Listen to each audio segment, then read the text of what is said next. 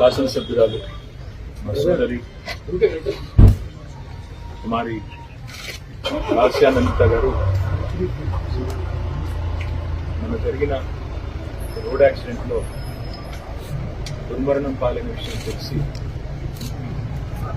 Party మొత్తం అదేవిధంగా ప్రజలు మొత్తం కూడా దిగ్భ్రాంతికి తీవ్ర విస్మయానికి తీవ్రమైన బాధ కూడా అందరం కూడా ఆ అమ్మాయిని అదేందుకు తెలియదు కానీ దాదాపుగా 10-15 రోజులుగా వివిధ రకాల దుర్ఘటనలు వెంటాడడం చివరికి ఈ రకంగా వారు అకాల మరణం పాల్గొవడం మమ్మల్ని అందరినీ కూడా తీవ్రంగా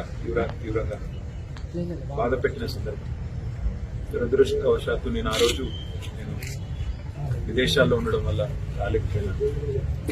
అమ్మాయి నిజంగా కూడా లాస్యానందిత గారు ఎలక్షన్ ప్రచారంలో కానీ అంతకుముందు గతంలో కార్పొరేటర్ గా పనిచేసినప్పుడు కానీ కవాడి కూడా నాకు చాలా సన్నిహితంగా ఒక చెల్లెల్లాగా దగ్గరగా పనిచేసిన మా సోదరి వాళ్ళ మా మధ్యన లేదు అంటే అందరం కూడా బాధపడతా ఉన్నాం. దాంతోపాటు ఆ కుటుంబానికి సంవత్సరం కిందటనే పెద్ద దిక్కులా ఉన్న కంటోన్మెంట్ 5 సార్లు శాసనసభ్యుడిగా పనిచేసిన సీనియర్ ఎమ్మెల్యే సాయన్న గారు సంవత్సరం కిందట వారు మరణించడం, తర్వాత వారి కూతురు దివంగత ఎమ్మెల్యే గారు కూడా అకాల మరణం పాల్గొవడం నిజంగా కుటుంబానికి భగవంతుడు మనోధైర్యాన్ని ప్రసాదించాలని ఈ శోకాతప్త సందర్భంగా వారి కుటుంబం